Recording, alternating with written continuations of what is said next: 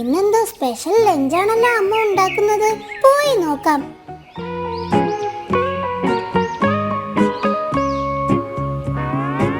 Good morning mummy. Good morning. Hi, നല്ല മണമുണ്ടല്ലോ അമ്മേ. ഇതെന്താ? ഇതാണ് മോൾക്ക് വേണ്ടി അന്ന് മുത്തശ്ശി ഉണ്ടാക്കി തരാൻ പറഞ്ഞു തന്ന സ്പെഷ്യൽ ബ്രെഡ് സാൻഡ്വിച്ച്.